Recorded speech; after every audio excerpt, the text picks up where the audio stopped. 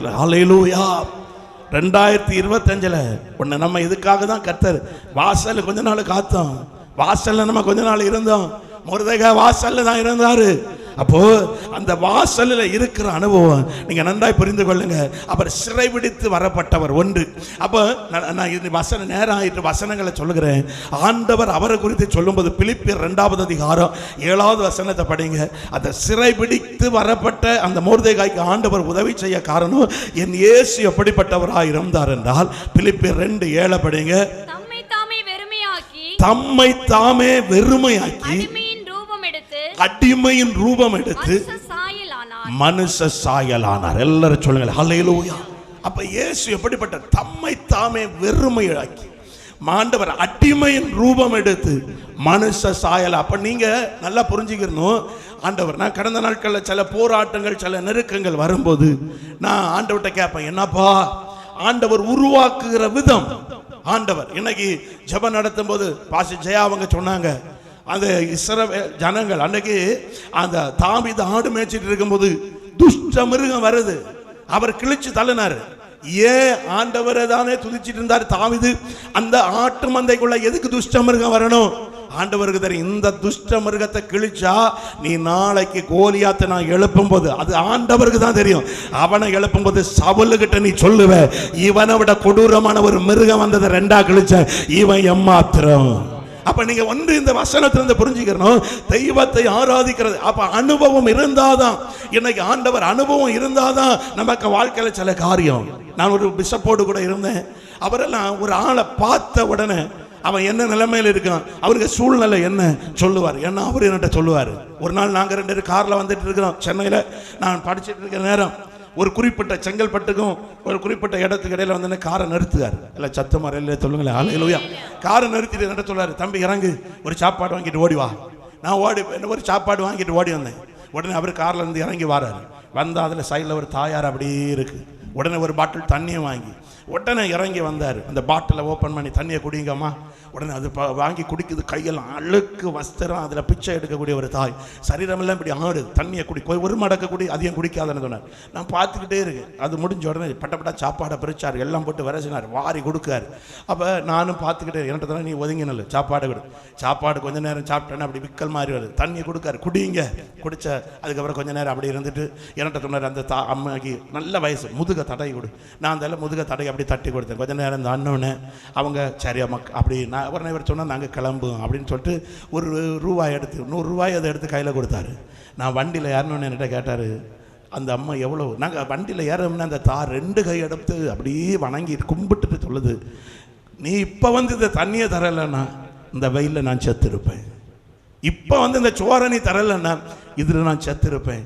நீ எனக்கு கடவுளை போல வந்த, நீ நல்லா இருப்ப. அவரை அப்படி சொல்லி அனுப்பிச்சு. நாங்கள் வண்டியில் ஏறின பிறகு என்கிட்ட கேட்டார், டேய் அந்த அம்மா பசியாக இருந்து நீ எப்படி கண்டுபிடிச்ச? அந்த எனக்கு தெரியாது. அந்த அம்மாவுக்கு தண்ணி கொடுக்கணும் நீ எப்படி கண்டுபிடிச்ச? அந்த எனக்கு தெரியாது. நீங்கள் சொன்னியே நான் வாங்கி தந்தேன். அப்போ தான் சொன்னார், நான் பசியா பட்டினியா சாப்பாடு இல்லாமல் கிடக்கும்போது ஒரு மனுஷன் பசியா தாகமாக இருந்தால் எப்படி அவனுக்கு முகம் இருக்கும் என்பது எனக்கு ஆண்டவர் கற்று தந்ததுனால அந்த தாயை பார்த்த உடனே நான் புரிந்து கொண்டேன். சத்தமாக சொல்லுங்கள் ஹல்லேலூயா. அவங்கள அப்போ நன்றாய் புரிஞ்சுக்கிடுங்க. தெய்வத்தை ஆராதிக்க நம்ம ஆண்டவர் யாருன்னா வசனம் சொல்லுது, அடிமையின் ரூபம் எடுத்து மனுஷனா மாறினார். அவர் தேவனுடைய குமாரன். அப்ப நமக்கு ஆண்டவருக்கு அடிமைத்தனம்னா என்ன, அடிமையாக்கப்பட்ட மனுஷனுக்கு நிலைமை என்னன்னா அவருக்கு தெரியும். இந்த மொர்தெகாய் அங்கே ஒரு சிறைபிடிக்கப்பட்ட அடிமையாய் கொண்டு வரப்பட்டவன் ஆண்டவருக்கு தெரியும். அவரும் அடிமையின் ரூபம் எடுத்து வந்தவர். அவருக்கு தெரியும் இந்த சிறையிருப்பின் அனுபவத்தில் இருந்தெல்லாம் அடிமையின் ரூபம் எடுத்த கர்த்தர் நம்மை விடுதலையாக்க வல்லவராயிருக்கிறார். எல்லாம் சொல்ல ஹல்லேலூயா. அப்போ இந்த இடத்துல அந்த அவர் செய்த காரியம் ஆண்டவருக்கு சமூகத்தில் ஆண்டவர் தன்னைத்தான் வசனம் நிறைய இருக்கு. லூக்கால நீங்க படிச்சீங்கன்னா 1:48 நீங்க வாசித்தீங்கன்னா அடிமை நான் ஆண்டவரேன்னு சொல்லுகிறாங்க. தன்னை தாழ்த்தி அடிமை நான் ஆண்டவரே. லூக்கா 1வது அதிகாரம் 38வது வசனத்தை நீங்க படிச்சீங்கன்னா இயேசுவின் தாயார் சொல்லும்போது சொல்றார், இதோ நான் அடிமை. இயேசுவின் தாயார் சொல்லுகிறாங்க, இதோ நான் அடிமை. நன்றாய் புரிஞ்சுக்கிடுங்க. எந்த மனுஷன் இந்த உலகம் சில காரியங்களை நம்மளை அடிமைப்படுத்தலாம். எந்த மனுஷன் தன் வாழ்க்கையை ஆண்டவரேன்னு ஒப்பு கொடுக்கிறானோ அவனை கர்த்தர் உயர்த்த வல்லவராயிருக்கிறார். சத்தமா சொல்ல ஹல்லேலூயா. அடுத்து நீங்க பாத்தீங்கன்னா வசனம் சொல்லுது, இந்த மனுஷனை கர்த்தர் உயர்த்த காரணம் இவர் ஆண்டவருடைய பிள்ளை. ஒன்னு தேவனை நம்பினவன், தேவனுடைய பிள்ளை. ஆனா அவனை ஆண்டவர் உயர்த்துவதற்கு முன்பு அவன் இருந்த இடம், அவர் அரண்மனையில வாசல் காக்கிற ஒரு மனுஷனா இருந்தான். வாசல் காக்கும் போது நினைச்சு பாருங்க, அவனுக்கு பிரச்சனை என்னன்னா வாரவனுக்கு எல்லாம் கும்பிடு போடணும், வாரவனுக்கு எல்லாம் வணக்கம் சொல்லணும், வாரவனுக்கு எல்லாம் பார்க்கணும், இது பண்ணணும். அப்ப அந்த மனுஷனுக்கு தெரியும் நான் வாசல்ல தான் இருக்கேன். அவருக்கு தெரியாது நான் இனி உயர ஒரு இடத்துக்கு போறேன்.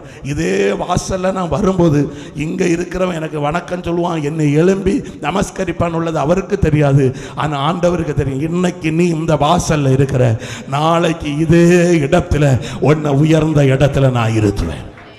2024 நீ எந்த அனுபவத்தில் ரட்சிக்கப்பட்டு தெய்வத்தை ஏற்றுக்கொண்ட பிள்ளையே, நீ எந்த அனுபவத்துக்குள்ள வேதனையில் இருக்குதையோ அதை தாண்டி அதே இடத்துல கர்த்தர் உன்னை உயர்ந்த இடத்துல உட்கார வைப்பதற்கு, உன்னை உன் சந்ததியை ஆசீர்வதிப்பதற்கு ஆண்டவர் ஆயத்தமாயிட்டார்.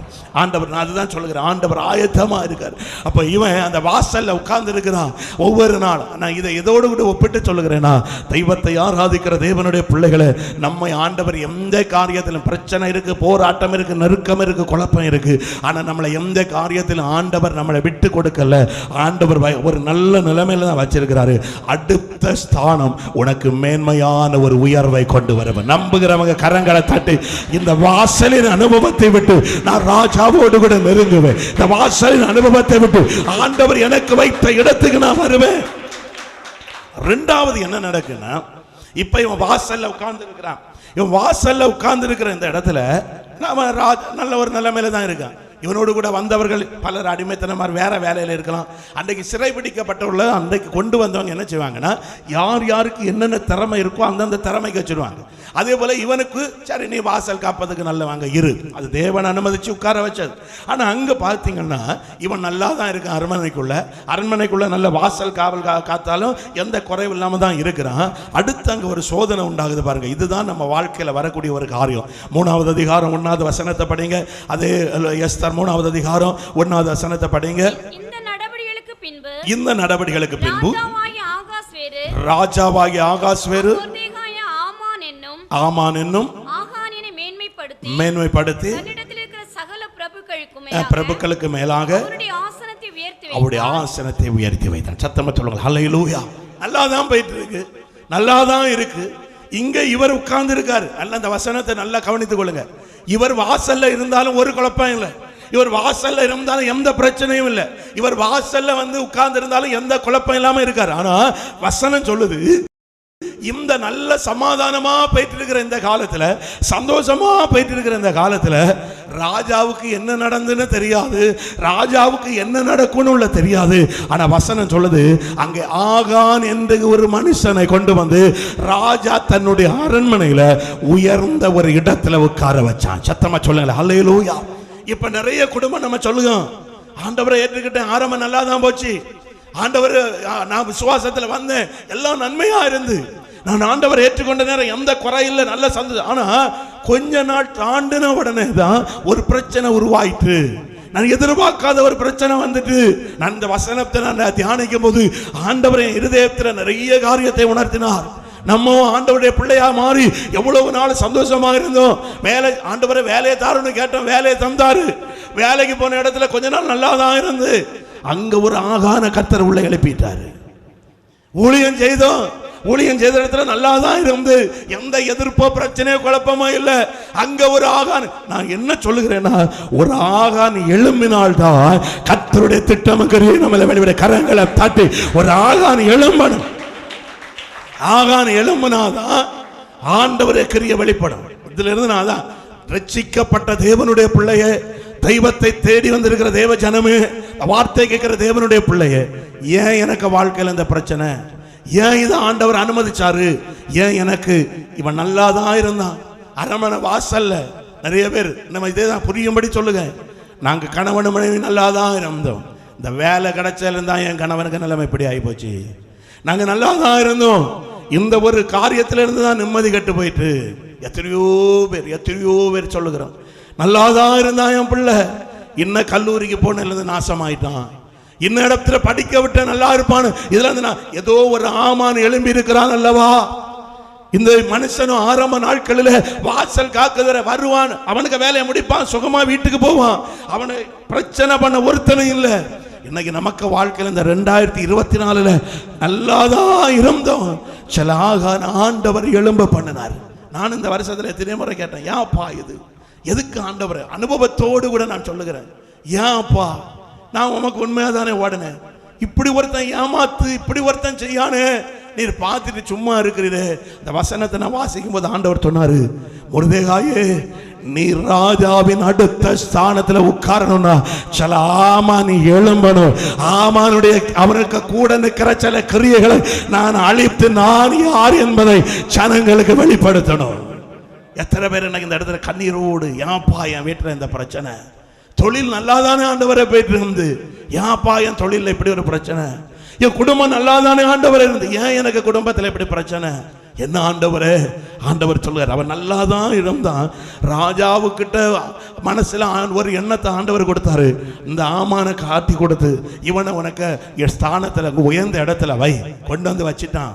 இவன் உள்ள இருக்கான், அவன் உள்ள வரும்போது நல்லா புரிஞ்சுக்கிடுங்க, ஆகான் நம்ம இப்படிப்பட்ட மனுஷன் நம்ம வாழ்க்கையில வரும்போது, இந்த இப்படிப்பட்ட ஜனங்களை ஏமாற்றக்கூடிய இந்த ஆமான் போலப்பட்ட இந்த ஆமானை போலப்பட்ட மனுஷர்கள் வரும்போது, அந்த தலைமைக்குள்ள மேலே இருக்கிறவங்க அவருக்கு எந்த காரியத்தையும் ஆண்டவர் காண விட மாட்டார். நான் உண்மையிலே இந்த வசனத்திலிருந்து சொல்லுகிறேன், தப்பு பண்ணினாலும் ஆண்டவர், இந்த ஆமான் செய்யதெல்லாம் ராஜாவுக்கு தெரியும், இந்த ஆமான் செய்யதெல்லாம் எல்லாருக்கும் தெரியும், ஆனால் பிசாசு கண்களை கட்டி வச்சிருவான். அது ஏன் நம்ம சில நேரம் நினைப்போம், ஆமா இப்படி செய்யானே, ஏன் இவங்க நேரம் கண்டபுறம் காணலையே, இந்த ஆமானுக்கு ஆண்டவர் ஏன் அந்த அனுமதியை கொடுத்தாருன்னா, மொர்தெகாயை உன்னோடு கூட இருக்கிற கர்த்தர் வெளிப்படணும்னா சில இடங்கள்ல தேவன் மௌனமா இருப்பார், சில இடங்களில் தேவன் அமைதியா இருப்பார். ஏன் ஆண்டவர் சொல்லுகாரு, உன் தலையில இருக்க ஒரு முடி விழுந்தா கூட நான்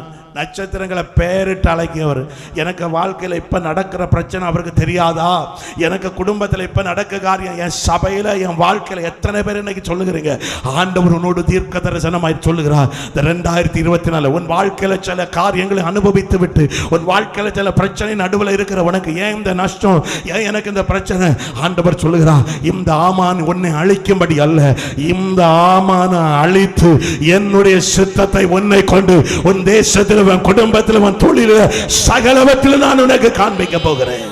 எத்தனை குடும்பங்கள்ல மனைவிமார் இப்படி போய் இந்த ஒரு தொழில கொண்டு ரூபாயை போட்டுட்டாரு, இப்படி போய் ஏமாந்து போனாரு, இப்படி போய் நஷ்டத்தை அனுபவிச்சுட்டாரு. நான் சொல்கிறேன், இந்த ஆமான் எழும்பணும், இந்த ஆமான் எழும்பினாதான் நம்ம கர்த்தருக்கு சமூகத்தில் இருக்க வேண்டிய இடத்துல இருப்போம். இந்த ஆமான் எழும்பினாதான் கர்த்தருக்கு சமூகத்தில் காத்திருக்க வேண்டிய நேரம் காத்திருக்க முடியும். நான் எல்லாம் இப்ப உண்மையில சொல்லுகிறேன், இந்த 2 மாசமாய் ஒரு ஆகஸ்ட் மாசத்துல இருந்து நான் அதுக்கு முன்ன ஆட்கள் இறந்தா எனக்கு மனசு உடஞ்சு, பாட்டெல்லாம் சவர் குமார் பாட்டு பாடுவார், அவரு கண்ணில் இருந்து மடமடா கண்ணீர் வரும். அப்போ என்ன மனசுல நினைப்போம், ஆண்டவரை எவ்வளோ உருவி பாடுகாரு, பாட்டு வரியை சொல்லும் போது. ஒரு நாள் ராத்திரி நாங்கள் இந்த சபையில் நிறைய நாள் இருந்து ஜெபிப்போம். ஒரு நாள் அதில் ஒரு பாட்டு பாடினாரு, ஒரு பாட்டு அதுக்கு அர்த்தம் என்னென்னா, ஆண்டவரை நீ தான் எனக்கு அப்பா, என்னை நடத்துங்க. கண்ணிலேருந்து மடமடமடா நான் அப்படி பார்த்துட்டு இருக்கேன், ஏசப்பா அப்படின்னு. பிறகு நான் அவங்கள்ட்ட கேட்கேன், எனக்கு அவர் தானே, அது நல்லதான் பாடு. உண்மையில் சொல்லுங்க, இந்த ஆகஸ்ட் மாதத்திலிருந்து இன்று வரையிலும் உண்மையில் இந்த சகோதரன் நகல் அவர் விபத்தில் கிடக்காரு, எனக்கு அதில் போய் நின்ன உடனே என்ன அறியாமலே கண்கள் இருந்து அப்படின்னா, அந்த சூழ்நிலைகளை பார்க்கும்போது அந்த ஆண்டவர் இன்னைக்கும் நான் அந்த பாட்டு நிறைய பேர் இப்போ இந்த இடத்துல பாடும்போது நான் சொல்லுவேன் இல்லையா, இங்கே இருக்குன்னு சொல்லுவாங்க, முழுமனமாக பாடுங்க. நம்ம பாட மாட்டோம், சும்மா பாடுவோம். ஆனால் வாழ்க்கையில் அனுபவித்தால் அந்த கண்ணை மூடி பாடும்போது நம்ம அறியாம தேவ பிரசன்னம் மட்டுமல்ல, கண்களில் அந்த கண்ணீர் வர. சத்தமா சொல்லுங்க ஹல்லேலூயா. டிஜே தினகரன் பிரசங்கம் பண்ணுவார், மோகன் சி சில நேரம் ஜெபிப்பார், கார் ஸ்டீபன் இவருக்கு இது எத்தனையோ பேர் நான் பார்த்துருக்கேன். சொல்லுவான பிஸ்னஸ் ட்ரிக்கு, பிஸ்னஸ் டெக்னிக் அப்படி சொல்லுவாங்க. அப்படின்னா அழுது ஜோமன்னா பாரு, பணம் இப்போ காணிக்க கொட்டோன்னு கொட்டும் அழுது. அவர் டிஜே தினகரன் மகளுக்கு காரியத்தை சொன்ன உடனே கண்ணீர் வடிப்பார். அப்போ அவர் ஆண்டவர் நடத்தி வந்த பாதை, ஆண்டவர் நடத்தி வந்த மோகன் சி லாசரஸ் தேசத்துக்கு சில காரியத்துக்கு அழும்போது கண்ணீர் வடியும். நம்ம நீங்கள் கடந்த நாட்களில் அவரை பற்றி போட்ட சில வீடியோவில் பார்த்தா தெரியும்.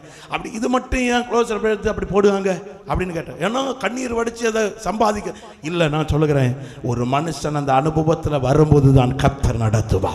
நான் இன்னைக்கு ஒரு ஆள் மரித்து போனால் டகார்னு எனக்கு கண்ணீர் வருவதற்கு காரணம், எனக்கு அப்பா இறந்த அன்னைக்கு என் மனசு அன்னைக்கு உடஞ்சது.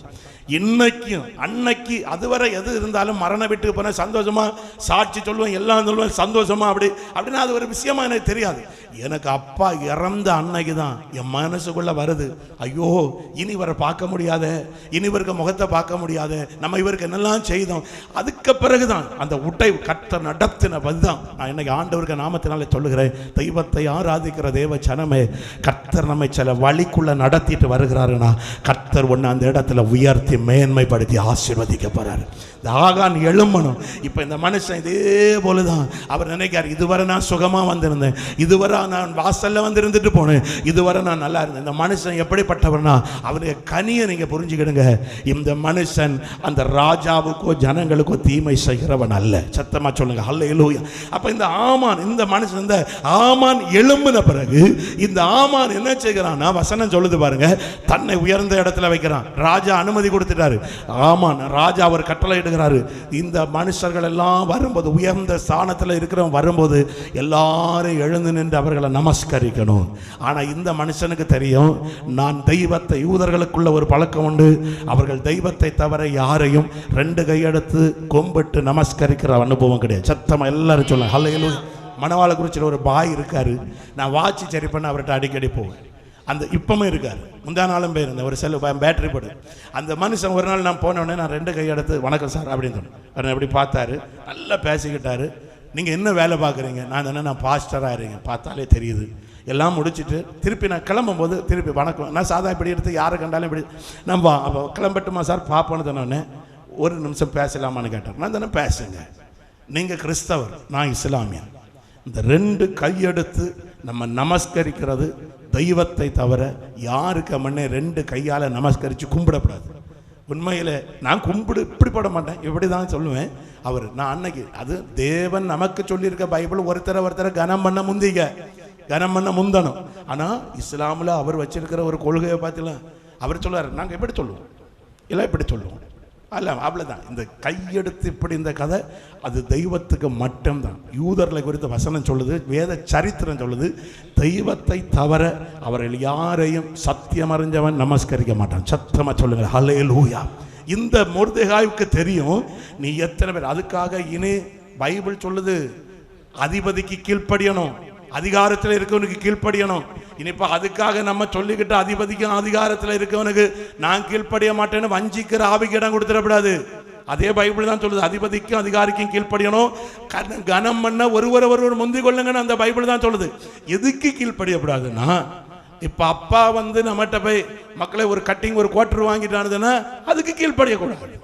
எதுக்கு மக்களே ஒரு கட்டு பீடி வாங்கிட்டு வா, ஒரு பாக்கெட் சிகரெட் வாங்கிட்டு, அதுக்கு கீழ்ப்படிய வேண்டிய அவசியம் இல்லை. அது கேட்கலாம், என்னப்பா பீடியா எதுக்கு நான் வாங்கணும், அதே அப்பா இப்போ வந்து ரசிக்கப்படாத அப்பா மக்களே ஒரு பாக்கெட் தேயிலை வாங்கிட்டா எனப்போ கஷ்டமா இருக்கு, எங்கள் அப்பா பீடி பிடிக்காரு, அவர் சொல்லி நான் கேட்க மாட்டேன், பாஸ்டர் சொல்லி விட்டாரு, துன்மார்க்கம் சொல்லி கேட்கப்படாதுன்னா அது ஆண்டவர் பார்ப்பார். பிள்ளை இது கீழ்ப்படியலை, ஆண்டவர் அதை பாவத்தில் உள்ள கணக்கில் போட்டுருவார்.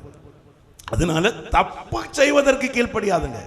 பரிசுத்தமான பெற்றோருக்கு கீழ்ப்படியணும், கணவனுக்கு மனைவி கீழ்ப்படியணும். நிச்சயமா இப்ப சிலர் சொல்லுவாங்க, கணவன் நல்ல ரசிக்கப்படாத மனுஷனா இருப்பாரு, அவரு வந்து இது வந்து சபைக்கு வரும். அப்ப இப்ப இந்த பிரசங்கத்தை கேட்டோம், அப்போ ரசிக்கப்படாதவனுக்கு நம்ம கீழ்ப்படியப்படாது. நம்ம வீட்டுல போனோம்னா அவர் பசிச்சு வருவார், கொஞ்சம் மேல சோற போடு, அந்த நேரம் உடனே பிசாசு தள்ளுவான். நான் இப்பதானே பிரசங்கத்தில் அவர் சொன்னாரு ரசிக்கப்படாதவனுக்கு கீழ்ப்படியாதன்னு. அடிக்கு குறவு இருக்காது. கடைசியில் பாஸ்டர் இப்படி சொல்லி விட்டுட்டான். சத்தமா எல்லாரும் சொல்லுங்களேன் ஹல்லேலூயா. சபைக்கு வருகிறதுல எல்லாம் சத்தமா ஹல்லேலூயா. ரொம்ப கவனமா இருக்கணும். இதில் சத்துருக்கு வசனத்தை ரெண்டு விதத்தில் நீ போதிக்கிறது தெளிவாக தான் பேசணும். எல்லாம் சொல்லுங்களேன் ஹல்லேலூயா. நான் சென்னையில் கிராமத்தில் ஊழியம் செய்யும்போது சொல்லியிருக்கேனான்னு தெரியாது, ஒரு பாட்டி முதலாக எங்கள் சபைக்கு வந்து, இதை தடவை போனாங்களே அது இல்லை, ஆள் இல்லை, ஒரு பாட்டி முதலாக சபைக்கு வந்து, எல்லாம் அப்படிப்பட்ட ஏரியா. அவங்க வந்து 2 நாளில் பரிசுத்தாவியம் பெற்றுட்டு எங்களுக்கு பயங்கர சந்தோஷம். அதுக்கப்புறம் அது ஒன்றும் நான் கூட்டிட்டேன் வரும்போது பேர பிள்ளைய தூக்கிட்டேன் அப்படி இப்படி. ஆனால் மாதங்கள் ஆகிட்டு அது பொம்பளை சாட்சி சொல்லுங்க இளமையான கர்த்தருக்கு சோத்திரம். ஏன்னா வீட்டுக்காரன் எப்படியாவது மனம் திரும்பி இதே இயேசு கோயிலுக்கு வரணும், அதுக்காக ஜோம் பண்ணுங்க. அப்போ நாங்கள் எல்லாரும் ஜோம் பண்ணோம், ஆண்டவரே இந்த வீட்டுக்காரன் எப்படியாவது மனம் திரும்பட்டு. அடுத்து நீங்கள் பார்த்தீங்கன்னா இது சொல்லும் போனாரம் கூட அடிச்சு போட்டான். அதனால அவன் ஒன்னில் ஆண்டவர் கையை முழுக்கணும், இல்லைன்னா இனி இவன் திறந்தானும். நாங்கள் அப்போ உண்மையில் விஷயம் தெரியாதா, ஆண்டவரே பாவம் இந்த பாட்டியை அடிச்சிருக்கு ஆண்டவரே இப்படி சொல்லி ஜோம் பண்ணோம். பிறகு ஒரு நாள் வீடு சந்திக்க போனோம், நானும் 2 ராட்டு நாங்கள் வீடு சந்திக்க போகிறோம். அங்கே போகத்தில் இவ்விய வீட்டுக்கு போகிறோம். தாத்தா முன்னால் அழகாக சேர் போட்டு உட்காந்துருக்காரு அந்த இதில், அந்த சேரில் அந்த தின்னாவிகளுக்கு அந்த கிராமத்தில். அதில் எனக்கு இவரை கண்ட உடனே எனக்கு கூட வந்ததுன்னு கொல்லுவாங்க இன்னைக்கு யாருக்கிறவே கிளவி கூட்டத்துக்கு வரதுக்கு பெரிய பிரச்சனை இது கிடையாது, இவர் இருக்காரு அப்படின்னு. அவர் நான் பையன் நீ வா அடுத்து நமக்கு இது பார்க்கலான்னு தெரியும் மெதுவாக நடக்க. ஐயா சாமி வாங்க வாங்க வாங்க, அவர் 2 கையும் சாமி வாங்க வாங்க வாங்க. நான் உடனே எனக்கு கூட வந்தேன்னு மெதுவாக இல்லை எப்படின்னா சாவுதான் ஆண்டவருக்காக போவோம் அப்படி தெரியும். 2 பேரும் வாரம் அங்கே உள்ள பண்ண உட்காருங்க ஐயா, பாயை தூக்கி போட்டுட்டாரு, சேர் கிடையாது பாயை தூக்கி போட்டுட்டாரு. ஏய் பொண்டாடியை கூப்பிட்டாச்சு, ஏய் சோடா வாங்கிட்டா பாஸ்டர் சாமியாருக்கு சோடா வாங்கிட்டேன். நான் வேண்டாம். அப்போ எனக்கு கிட்ட இருந்துட்டு நான் அவர் ஓடையாச்சு கடைக்கு, எனக்கு கிட்ட இருந்துட்டு நான் சொல்லேன் சோடாயில் விஷம் போட்டு தான் எனக்கு தருவான், பார்த்து குடி ரத்த சாட்சி அதை சாவலாம். அவன் சும்மா சும்மா அவன் மெட்ராஸுக்காரன். 2 பேரும் சரின்னு கடைசியில் வந்தார். நாங்கள் ஜோம் பண்ணும்போது எனக்கு ஆனாலும் ஜபத்தில் நான் 2-3 தடவை, ஏன்னா முன்ன ஜோம் பண்ணத்தில் பின்னாலோடி அடித்து போட்டுறப்படாதா 2-3 தடவை நான் கண்ணை திறந்து பார்த்துக்கிட்டேன். ஆனாலும் ஜபத்தில் அவர் உண்மையில் சொல்லு முழங்காலில் இப்படியே நிற்காரு. இந்த பாட்டி அங்கே எனக்கு எல்லாம் முடிஞ்சு ஜபம் எல்லாம் முடிஞ்சு வெளியே வரத்துல கஷ்டப்பட்ட குடும்பம் காணிக்கையும் தந்தார். அடிக்கடி எங்கள் வீட்டுக்கு வருகளா சாமியார கட்டாயம் வாரம். எனக்கு ஆண்டவரை பெட்டி விட்டு எப்படியும் வெளியே வந்தேன். நான் வெளியே வரும்போது அவர்கிட்ட கேட்கேன் எப்படின்னா உண்மை நடந்த சம்பவம், நீங்கள் சர்ச்சுக்கு வரலாம் இல்லையா, ஏன்னா இவ்வளவு நமக்கு காணிக்கையெல்லாம் செய்தாரு. அதில் அவர் சொல்றாரு சாமியார நான் உங்கள் கோயிலுக்கு வரணும்னு சொல்லி இவளை முதல்ல அனுப்புனேன், நான் தான் அனுப்புனேன். சத்தமத்தில் இவ கோயிலுக்கு வரமாட்டேன்னு சொன்னான், நான் தான் நீ போ இயேசு கோயிலுக்கு போ சொல்லி நான் அனுப்பிவிட்டேன். அங்கே வந்தா வர்றது வர நல்லா தான் இருந்தா. இப்போ அங்கே இருந்து இங்கே வந்த பிறகு மிந்தியெல்லாம் எதை சொன்னாலும் கேட்பா. இப்போ ஏதாவது சொல்ல கட கட கட கட என்னதோ சொல்ல பட்டாரன்னு அடிச்சு போடுவா பார்த்துடுங்க.